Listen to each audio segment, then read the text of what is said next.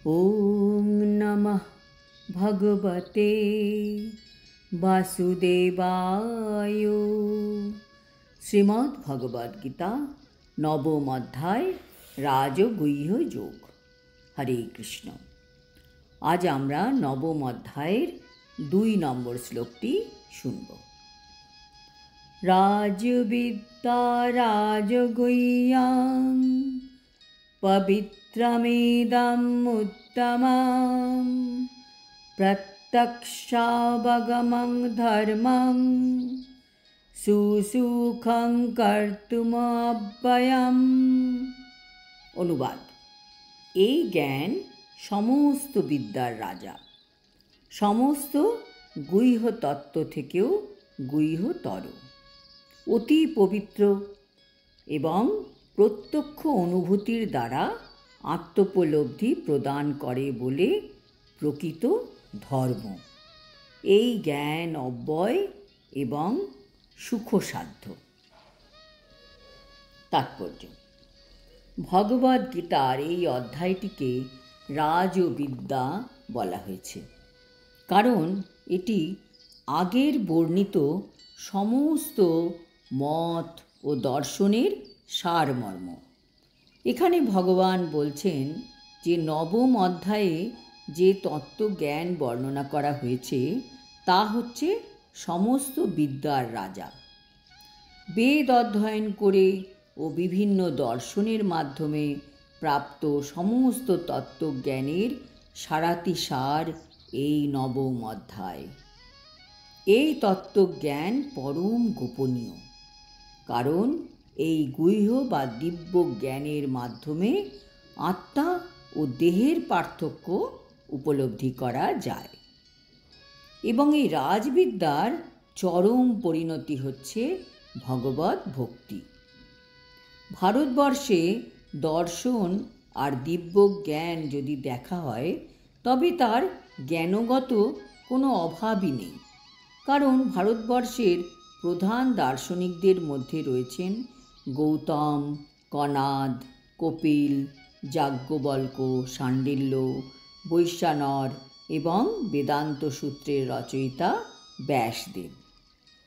দুর্ভাগ্যবশত মানুষ এই রাজবিদ্যার শিক্ষা লাভ করে না। তারা যে জ্ঞান অর্জন করে তা হচ্ছে সুপারফিশিয়াল। মানুষ রাজনীতি, সমাজনীতি, পদার্থবিজ্ঞান, রাসায়নিক বিজ্ঞান, গণিত, জ্যোতিষ, প্রযুক্তি বিজ্ঞান ইত্যাদি ইত্যাদি বিষয়ে শিক্ষা লাভ করছে। সমস্ত বিশ্বে এই সব জ্ঞান অর্জন করার জন্য কত বিভাগ, কত বিশ্ববিদ্যালয় রয়েছে, কিন্তু ভেবে দেখুন তো, এমন কোনো বিশ্ববিদ্যালয় বা শিক্ষা প্রতিষ্ঠান আছে কি যেখানে চিন্ময় আত্মার তত্ত্ববিজ্ঞান সম্বন্ধে শিক্ষা দেওয়া হয়? অথচ আমাদের দেহে আত্মার গুরুত্বই কিন্তু সবথেকে বেশি, কারণ আত্মাবিহীন এই দেহের কি কোনো গুরুত্ব আছে? কিন্তু তবুও আমরা এই আত্মাকে উপেক্ষা করে কেবল এই দেহটির কখন কি প্রয়োজন তার উপরেই গুরুত্ব দিয়ে চলেছি। শুরুতেই ভগবান বলেছেন, অন্তবন্ত ইমে দেহা নিত্যশোক্তা শরীরিণ।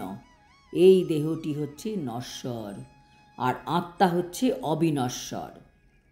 দেহের আর আত্মা ভিন্ন, আর আত্মা হচ্ছে অবিনশ্বর, অপরিবর্তনীয় এবং সনাতন।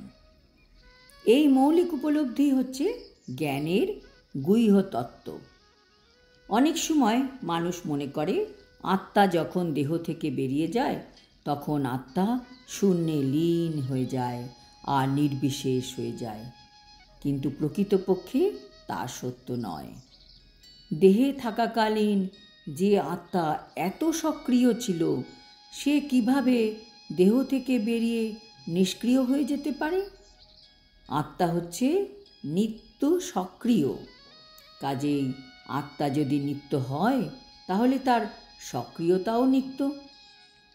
ভগবদ্ধামে আত্মার কার্যকলাপ হচ্ছে চিন্ময় জ্ঞানের গুহ্যতম অংশ। তাই আত্মার এই সমস্ত কার্যকলাপকে এখানে রাজবিদ্যা অর্থাৎ সমস্ত জ্ঞানের মধ্যে পরম গুহ্যতম বলা হয়েছে। বৈদিক শাস্ত্র মতে এই জ্ঞান হচ্ছে সমস্ত কাজকর্মের পরম বিশুদ্ধ রূপ। যারা সকাম কর্মে সব সময় ব্যস্ত, তারা পাপ কর্মফলের বিভিন্ন স্তরে আবদ্ধ থাকে। একটি উদাহরণ দেখা যাক। যখন কোনো বৃক্ষের বীজ রোপণ করা হলো, সঙ্গে সঙ্গে তো আর সে বৃক্ষে পরিণত হয় না, তার জন্য সময় লাগে। প্রথমে চারা গাছ হবে, তারপর একটি গাছের রূপ নেবে, তারপর ফুল ফলে শোভিত হবে। তখন যিনি গাছটি লাগিয়েছিলেন তিনি সেই ফল ফুল উপভোগ করেন। ঠিক সেই রকম মানুষের পাপকর্ম বীজের মতন, ফলপ্রাপ্ত হতে সময় নেয়। কর্মফলের বিভিন্ন স্তর আছে। যেমন ধরা যাক, কেউ জীবনে অনেক পাপকর্ম করেছে আগে, কিন্তু এখন সে পাপকর্ম থেকে পাপকর্ম করা ছেড়ে দিয়েছে। তবু সেই আগের পাপকর্মের ফল তাকে ভোগ করতে হবে।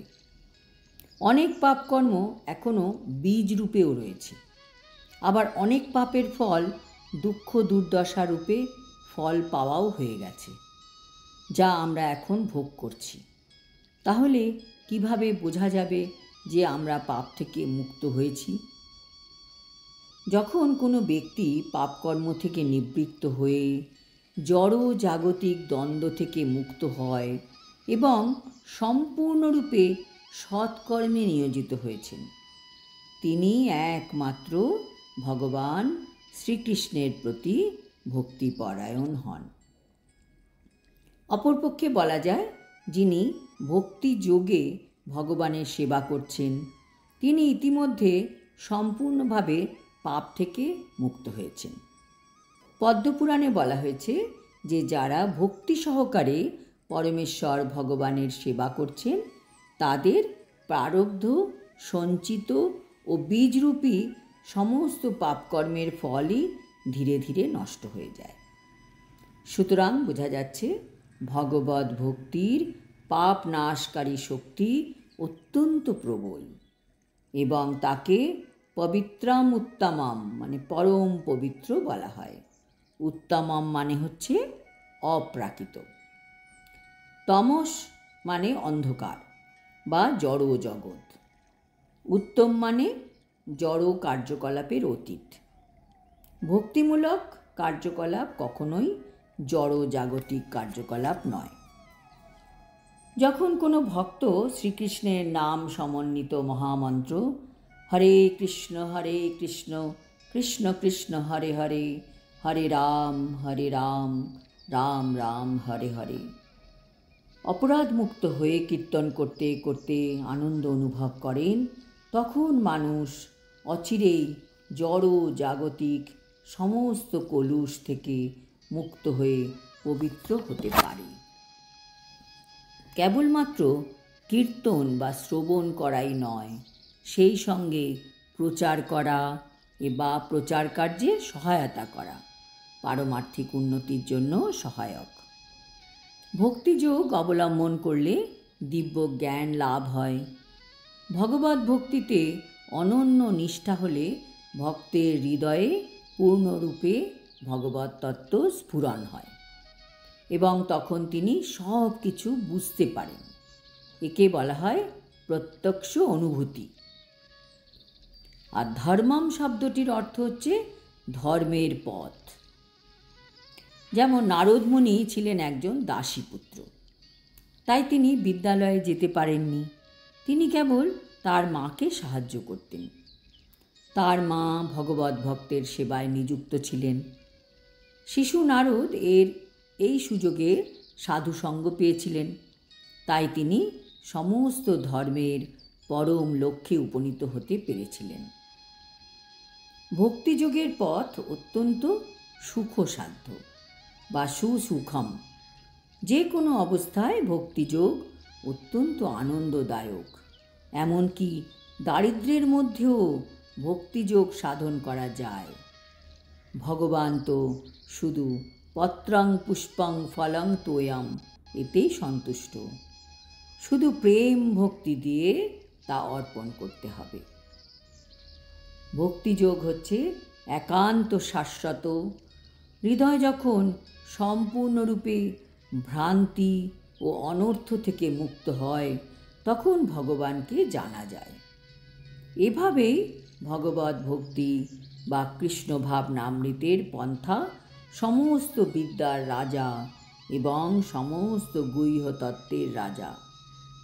এটি পরম বিশুদ্ধ ধর্ম এবং আনন্দের সঙ্গে অনায়াসে তা সম্পাদন করা যায়। তাই এই পন্থা সকলেরই গ্রহণ করা উচিত। আজ এই পর্যন্ত।